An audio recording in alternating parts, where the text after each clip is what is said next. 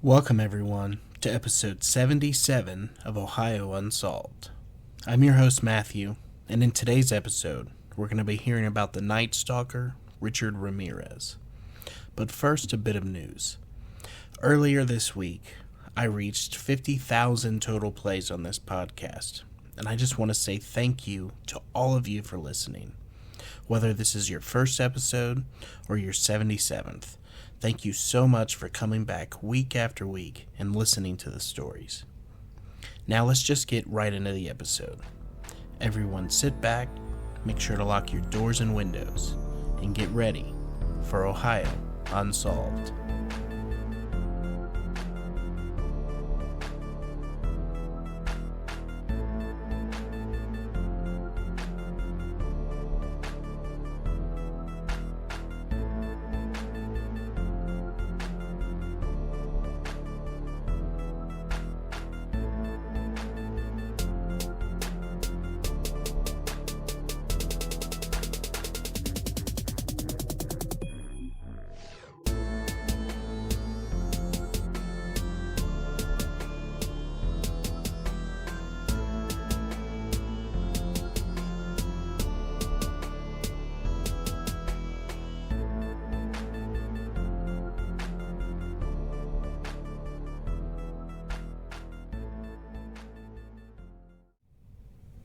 This story is a little graphic, so listener discretion is advised. Richard Ramirez, dubbed the Night Stalker, the Valley Intruder, as his attacks were first clustered in the San Gabriel Valley, and the Walk-In Killer, was an American serial killer and sex offender whose crime spree took place in California between June 1984 and August 1985. He was convicted and sentenced to death in 1989. Richard's childhood is considered an influence on his crimes. Frequently abused by his father, Ramirez began developing gruesome and macabre interests in his early and mid-teens from his older cousin Miguel Ramirez, who also taught him some of the military skills that he would use during his year-long killing spree. Ramirez also cultivated a strong interest in Satanism and the occult. By the time that he had left his home in Texas and moved to California at the age of 22, he had begun frequently using cocaine. Ramirez would often commit burglaries to support his drug addiction, many of which were later frequently accompanied by murders, attempted murders, rapes, attempted rapes, and assaults. Richard's highly publicized home invasion and murder spree terrorized the residents of Greater Los Angeles and later the San Francisco Bay Area over the course of 14 months.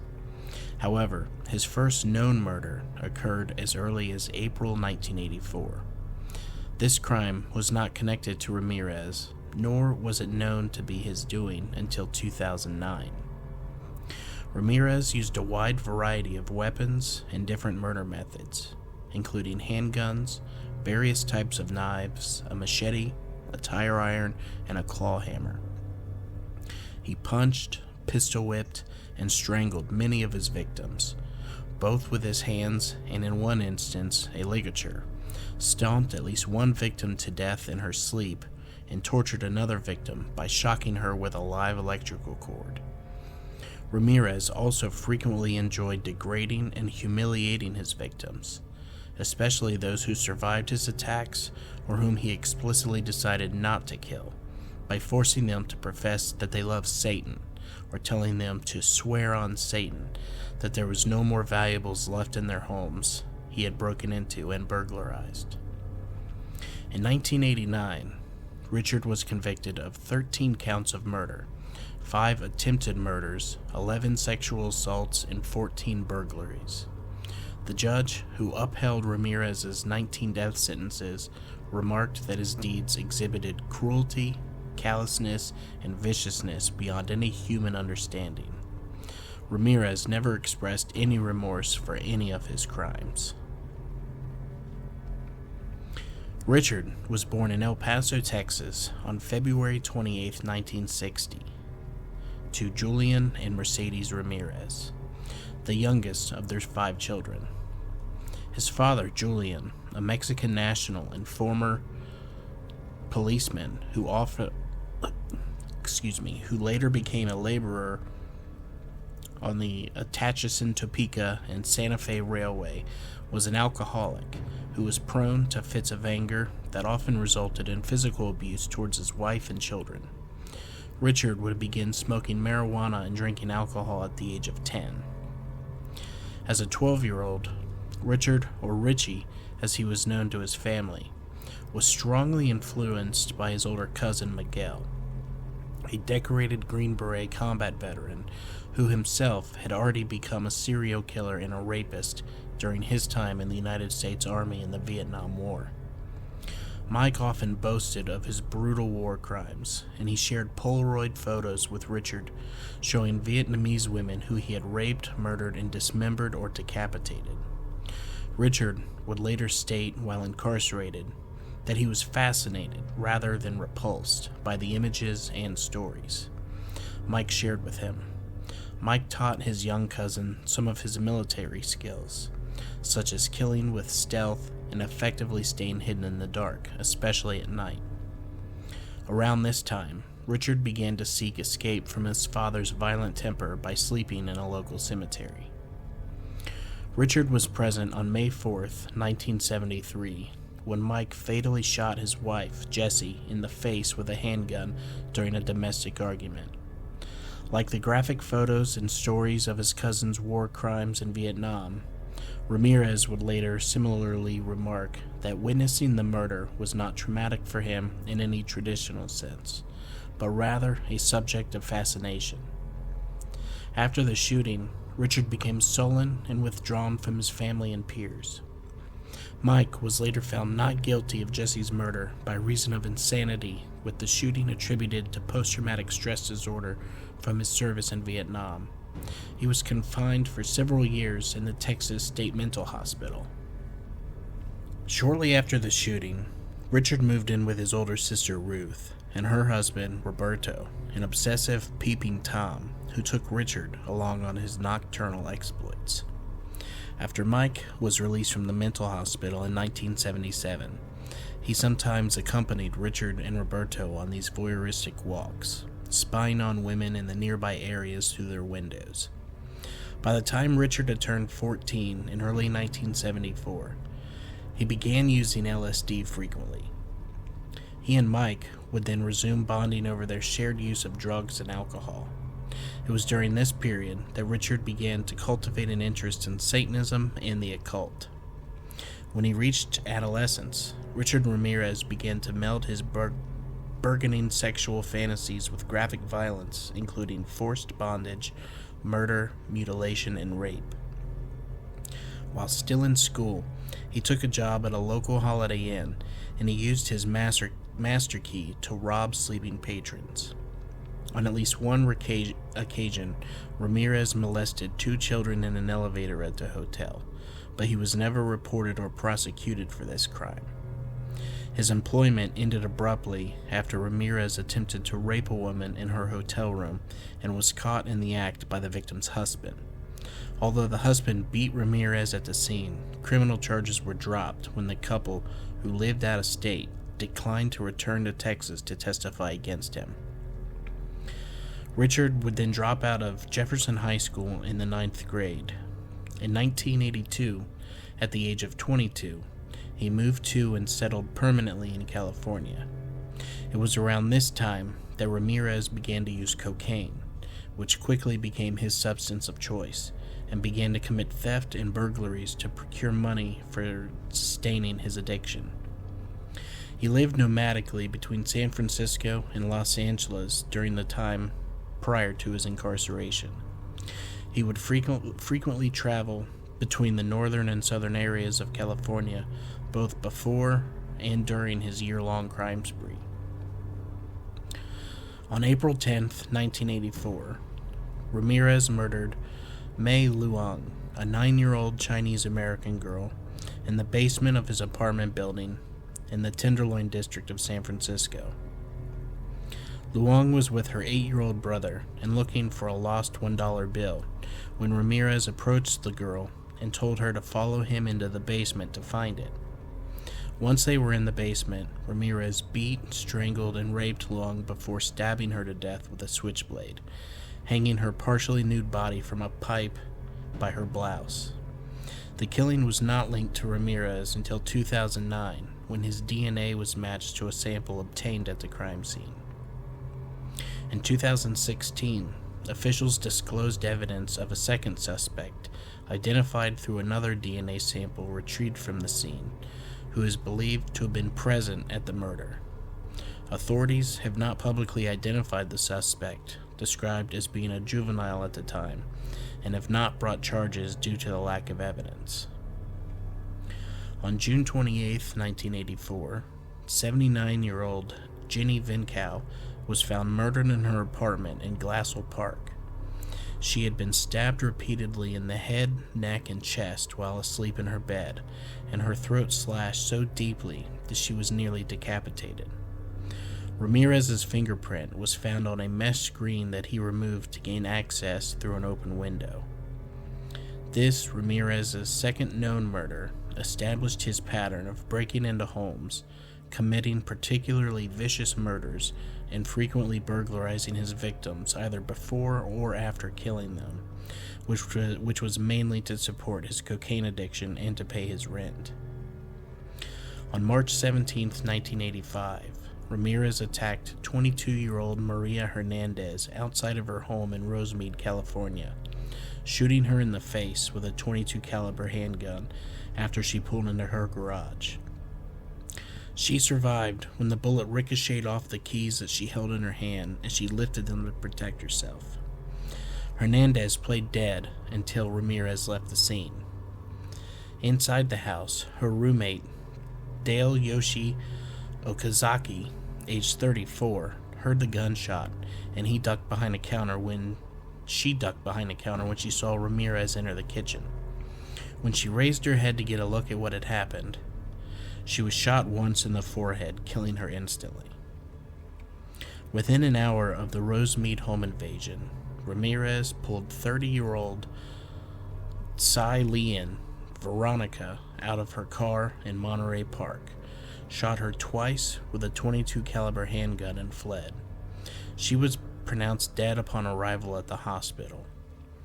The two murders and an attempted third in a single day attracted extensive coverage from news media, who dubbed the attacker, described as curly-haired with bulging eyes and wide-spaced rotting teeth, the walk-in killer and the Valley Intruder.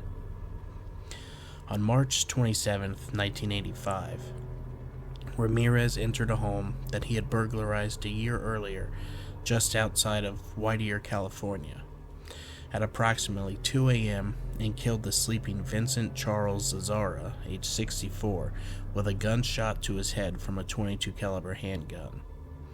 Vincent's wife, Maxine, age 44, was awakened by the gunshot, and Ramirez beat her and bound her hands while demanding to know where her valuables were.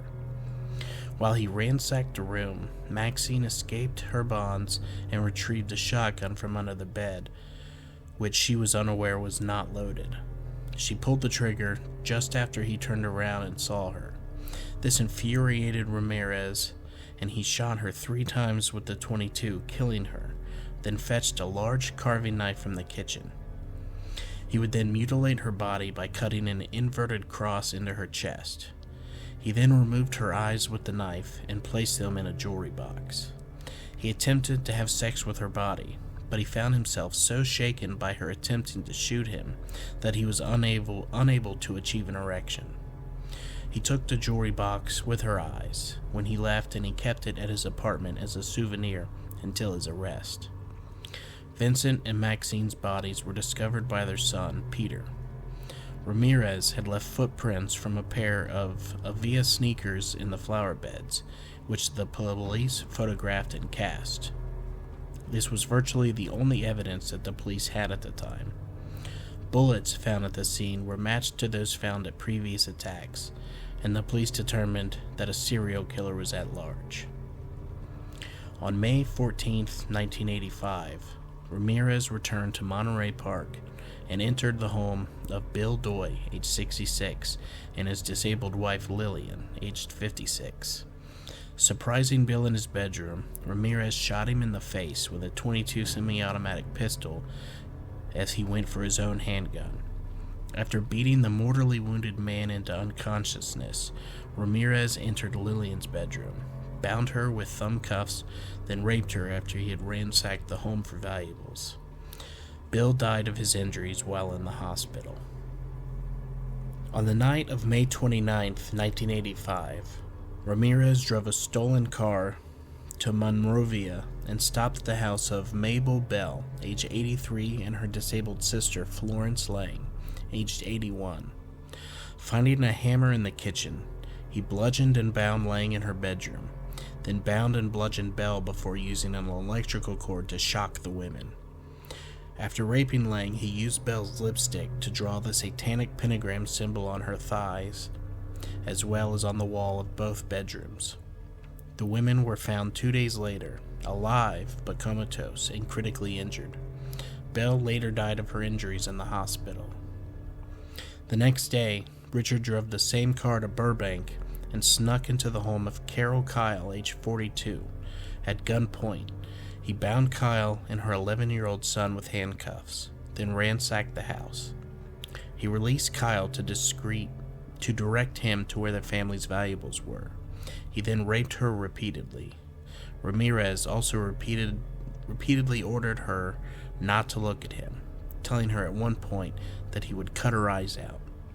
He fled the scene after retrieving the child from the closet and binding the two together again with handcuffs. On the night of July 2, 1985, he drove a stolen car to Arcadia and randomly selected the house of Mary Louise Cannon, age 75, a widowed grandmother.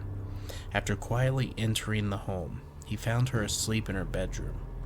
He bludgeoned her into unconsciousness with a lamp, and then stabbed her to death using a 10-inch butter knife from her kitchen. Ramirez repeatedly stabbed her body after she was already dead. She was found dead at the scene. On July 5, 1985, Ramirez broke into a home in Sierra Madre and bludgeoned 16-year-old Whitney Bennett with a tire iron as she slept in her bedroom. After searching in vain for a knife in the kitchen, he tried to strangle the girl with a telephone cord. He stated that he was startled to see electrical sparks emanate from the cord, and when his victim began to breathe, he fled the house believing that Jesus Christ had intervened and saved her. Bennett survived the savage beating and attempted strangulation, although 478 stitches were required to close the lacerations to her scalp. On July 7, 1985, Ramirez burglarized the home of Joyce Lucille Nelson, age 60, in Monterey Park. Finding her asleep on her living room couch, he beat her to death by stomping on her face repeatedly. A shoe print from his sneaker was left imprinted on her face. After cruising 2 other neighborhoods, he returned to Monterey Park and chose the home of Sophie Dickman, age 63. Ramirez assaulted and handcuffed Sophie at gunpoint, attempted to rape her, and stole her jewelry. When she swore to him that he had taken everything of value, he told her to, quote, swear on Satan. On July 20th, 1985, Ramirez purchased a machete before driving a stolen Toyota to Glendale, California. He randomly chose the home of Leila Needing, age 66, and her husband Maxon, age 68. He burst into the sleeping couple's bedroom and hacked them with the machete, then killing them with shots to the head from a .22 caliber handgun. He further mutilated their bodies with the machete before robbing the house of valuables. After quickly fencing the stolen items from the Needing residence, Ramirez drove to Sun Valley, California. At approximately 4:15 a.m., he broke into the home of the Kavanaugh family. He shot the sleeping Chainarong Kavanaugh, I butchered that name, I know I did, in the head with a .25 caliber handgun, killing him instantly. He then repeatedly raped and beat the wife. He bound the couple's 8-year-old son before dragging him around the house to reveal the location of any valuables which he stole. During his assault, he demanded that she swear to Satan that she was not hiding any money from him. On August 6, 1985, Richard drove to Northridge and broke into the home of Chris and Virginia Peterson. He crept into the bedroom, startled Virginia, age 27, and he shot her in the face with the .25 caliber semi-automatic handgun. He then shot Chris in the neck and attempted to flee. Chris fought back while avoiding being hit by 2 more shots during the struggle before Ramirez managed to escape. The couple survived their injuries. On August 8, 1985, Richard drove a stolen car to Diamond Bar, California, and he chose the home of Sakina Abuwath, age 27, and her husband Elias, age 31. Sometime after 2:30 a.m., he entered the house and he went into the master bedroom. He instantly killed the sleeping Elias with a shot to the head. He then handcuffed and beat Sakina while forcing her to reveal the locations of the family's jewelry. He then brutally raped her. He repeatedly demanded that she swear on Satan that she would not scream during his assaults. When the couple's 3-year-old son entered the bedroom, Ramirez tied the child up and then continued to rape her. After Ramirez left the home, Sakina untied her son and sent him to the neighbors for help. Ramirez, who had been following the media coverage of his crimes, left Los Angeles and headed to San Francisco. On August 18, 1985, he entered the home of Peter and Barbara Pan. He shot the sleeping Peter, age 66, in the temple with a .25 caliber handgun, which killed him instantly. He then beat and sexually assaulted Barbara, age 62, before shooting her in the head and leaving her for dead. At the crime scene, Ramirez used lipstick to scrawl a pentagram and the phrase, "Jack the Knife," on the bedroom wall. Ramirez again left a shoe print at the scene that detectives discovered and matched to a specific pair of Avia shoes that was not common at the time. Lead detectives Frank Salarino and Gil Carleo, who contributed to Netflix's Night Stalker, The Hunt for a Serial Killer, contacted the manufacturer of Avia shoes and were able to retrieve the soles. Upon the discovery of the make and distribution across the United States, only 6 of them existed in the men's size 11.5, with 5 of them shipped to locations in Arizona and 1 shipped to a shoe store in Los Angeles. It was evident that 1 pair of its size and kind in the state of California then belonged to Ramirez. When it was discovered that the ballistics and shoe print evidence from the Los Angeles crime scenes matched the Pan crime scene, San Francisco's then mayor Dianne Feinstein divulged the information, including the gun caliber, in a televised press conference. This leak infuriated the detectives in the case, as they knew the killer would be following media coverage, which gave him the opportunity to destroy crucial forensic evidence. Ramirez, who had indeed been watching the press, dropped his size 11.5 via sneakers over the side of the Golden Gate Bridge that night. He remained in the area for a few more days before heading back to Los Angeles. On August 24, 1985, Ramirez traveled 76 miles south of Los Angeles in a stolen orange Toyota to Mission Viejo. That night, he arrived at the home of James Ramirez Jr., who had just returned from a family vacation to Rosarito Beach in Mexico. Ramirez's son, 13-year-old James Ramirez III, happened to be awake.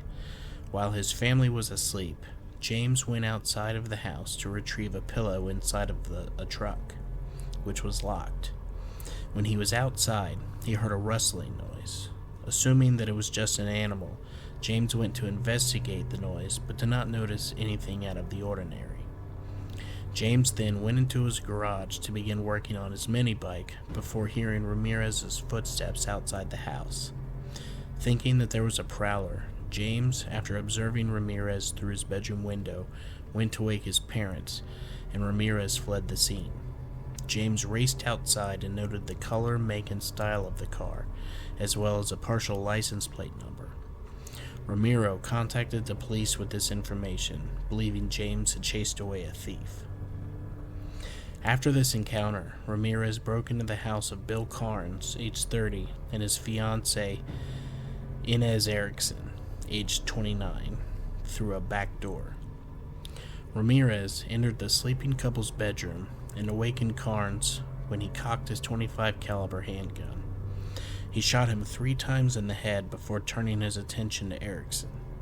Ramirez told her that he was the Night Stalker and forced her to swear she loved Satan as he beat her with his fists and bound her with neckties from the closet. After stealing what he could find, Ramirez dragged Erickson to another room before raping her. He then demanded cash and more jewelry and made her swear on Satan that there was no more. Before leaving the home, Ramirez told Erickson, "Tell them the Night Stalker was here." Erickson untied herself and went to a neighbor's house for help. Surgeons removed 2 of the 3 bullets from Carnes' head, and he survived his injuries. Erickson gave a detailed description of the assailant to investigators, and police obtained a cast of Ramirez's footprint from the Ramiro house. The stolen Toyota was found abandoned on August 28th in Koreatown, Los Angeles, and police obtained a single fingerprint from the rearview mirror despite Ramirez's careful efforts to wipe the car clean of his prints. The print was positively identified as belonging to Ramirez, who was described as a 25-year-old drifter from Texas, with a long rap sheet that included many arrests for traffic and illegal drug violations.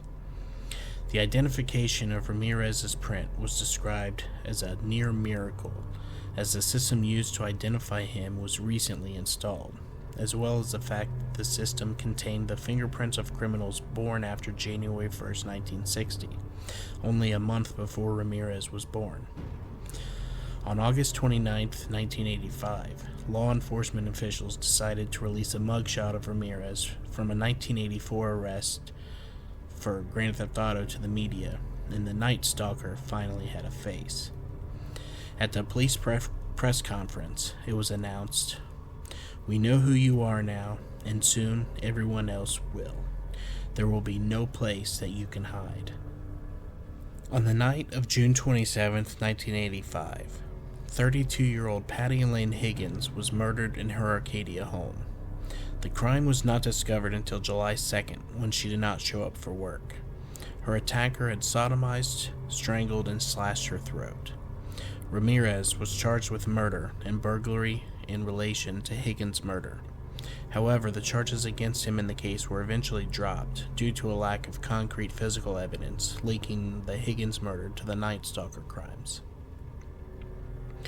Based on a statement Ramirez made to an investigator, he is also a suspect in the San Francisco double murder of Christina and Mary Caldwell. The Caldwell sisters were found stabbed to death in their Telegraph Hill apartment on February 20th, 1985. While incarcerated, Ramirez openly bragged to a prison officer and other inmates about having killed more than 20 people. On August 30th, 1985, Ramirez took a bus to Tucson, Arizona to visit his brother, unaware that he had become the lead story in virtually every major newspaper and television news program across California. After failing to meet his brother due to him not being home, Ramirez returned to Los Angeles early on the morning of August 31st. He walked past police officers who were staking out the bus terminal in hopes of catching the killer should he attempt to flee on an outbound bus, and into a convenience store in East Los Angeles. After noticing a group of elderly Hispanic women fearfully identifying him as El Matador, literally the killer in Spanish, Ramirez saw his face on the front page of the newspaper and fled the store in a panic. After running across the Santa Ana freeway, he attempted to carjack an unlocked Ford Mustang, but it was pulled out by an angry resident, Faustino Pinion. Ramirez then ran across the street and attempted to take car keys from Angelina de la Torre, the woman's husband. Manuel de la Torre witnessed the attempt and struck Ramirez over the head with a fence post in the pursuit. A group of over 10 residents formed and chased Ramirez down Hubbard Street in Boyle Heights. The group of citizens forced and held Ramirez down and relentlessly beat him. At around 8 a.m., police were called over a disturbance in the area with few details with indications of a fight. Police quickly arrived at the 3700 block of Hubert and found that Ramirez was severely beaten and unarmed and took him into custody. The crowd grew to several hundred people and was becoming unruly towards Ramirez, and responding officer Andy Ramirez, no relation, stayed behind while Officer Jim Kaiser drove Ramirez to the Hollenbeck police station. Jury selection for the trial began on July 22, 1988. At his first court appearance, Ramirez raised a hand with a pentagram drawn on it and yelled, "Hail Satan!" On August 3, 1988, the Los Angeles Times reported that some jail employees overheard Richards planning to shoot the prosecutor with a gun, which Ramirez intended to have smuggled into the courtroom. Consequently, a metal detector was installed outside, and intensive searches were conducted on people entering. On August 14th, the trial was interrupted because one of the jurors, Phyllis Singletary, did not arrive at the courtroom. Later that day, she was found shot to death in her apartment. The jury was terrified, wondering if Ramirez had somehow directed this event from inside his prison cell, and whether or not he could reach other jurors.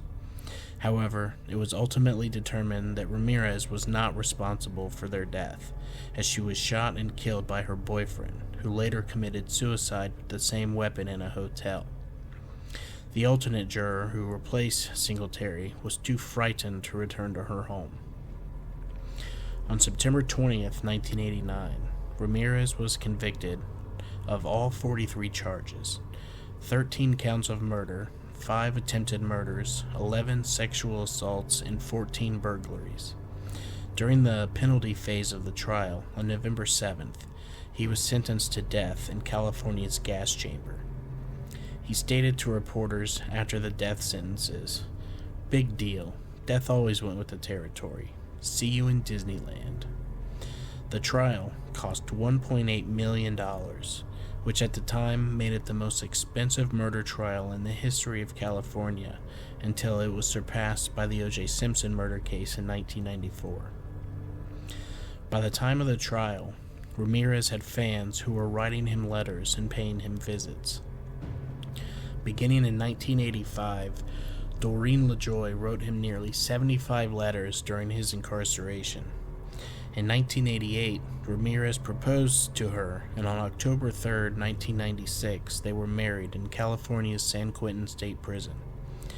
For many years before Ramirez's death, LaJoy stated that she would commit suicide when Ramirez was executed.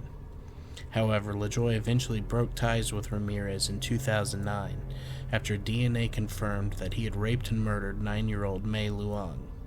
By the time of his death in 2013, Ramirez was engaged to a 23-year-old writer.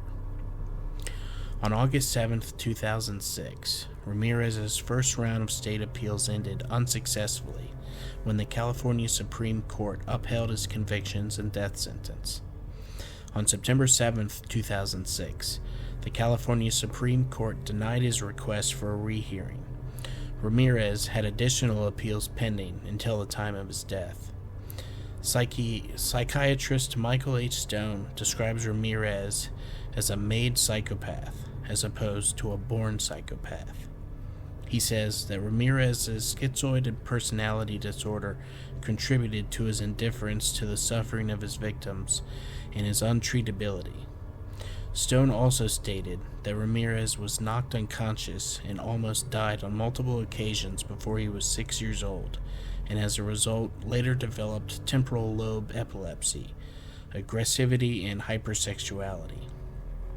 Ramirez died of complications secondary to B-cell lymphoma at Marion General Hospital in Green Bay, California on June 7, 2013. He also had been affected by chronic substance abuse and chronic hepatitis C infection.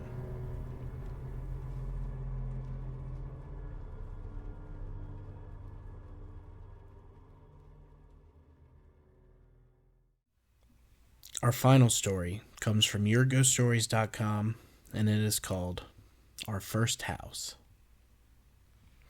My husband and I have been together for 4 years, and we live in one of his mother's rentals, watching over the property. When we first moved in together, before we were married, we opted to live with another couple to help with rent. Our house was about 100 years old, and it had 3 bedrooms, one of which had just been added within the past 50 years. The floors were sinking, and the house itself needed a good all-over cleaning. My female friend and I decided about 5 days before we moved in that we were going to stay the night and clean it without our boyfriends there to distract us.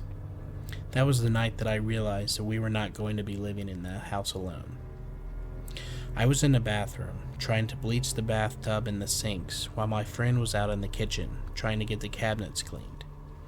She came running into the bathroom. When I looked up at her, she was soaking wet with sweat, and she was as white as a ghost. I asked her what was wrong. Did she find a bug or something? She couldn't hardly talk to me. I got her to calm down, and she finally told me that she had heard something coming from the room that had been added on. I shook it off, and I told her that it was probably the guys trying to scare us, or the kids that walk up and down the street. I got her to calm down enough that she went back to the kitchen to continue cleaning. I was scrubbing the bathtub when I saw a woman out of the corner of my eye. I didn't even look up. I just thought it was my friend again, and I said, "Quit worrying, nothing is going to happen. Go on and finish cleaning, and when I get done with this, I will come out there and help you." When I didn't hear a reply, I looked up and noticed that there was no one in the bathroom. I finished up with the bathroom and I walked into the kitchen. She was on the other side of the kitchen and wouldn't even turn around and face the door that led to the new bedroom. I told her to stop being scared. Even if there was something in the house, it wouldn't harm us. It would just try to scare us to get us to leave. For some reason, that was the only counter that we had that night. I figured that if it was something, it would have showed itself more when it was just us. It wasn't until all of us moved in that it really started to pick up, and they started to make themselves more known.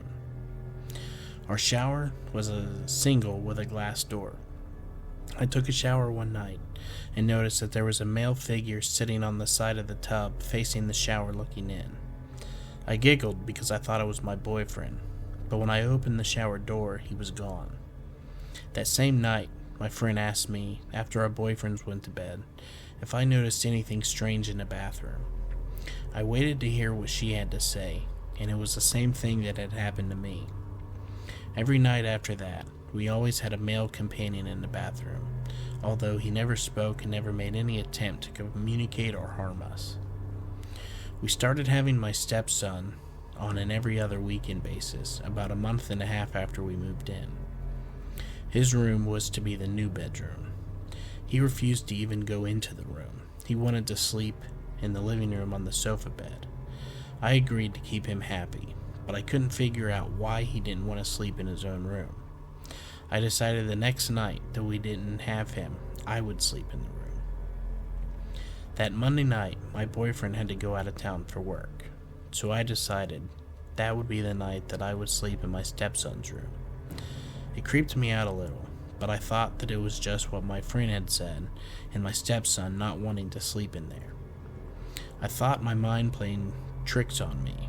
It was about an hour after I got to sleep that I felt a little hand on my hand, shaking me like trying to get me to wake up.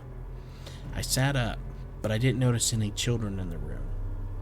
I turned on my stepson's nightlight, because by this time I was freaked out. I laid down, trying to go back to sleep, and was looking at the wall. On the wall, you could clearly see the shadow of a little girl with pigtails dancing. You looked around the room, and you couldn't see her anywhere, only on the wall as a shadow. After that night, No one in the house had witnessed anything except for the pervert in the bathroom and the occasional woman out of the corner of your eye. I, myself, kept seeing this little girl, but only in shadows. She never tried to talk, but there would be nights that I had this feeling that I needed to go to my stepson's room and check on him, knowing that he wasn't there. When I would reach the door, his rocking horse would be moving and then just stop. I never found out what happened in the house, and we moved shortly after that. When we left, the house itself just felt peaceful. My husband thinks that maybe it was just my presence there that made the girl feel happy and comforted. I'm still not sure, but I would like to know what everyone else thinks. It might have been. I'm hoping someone will help me and comment on what they might think.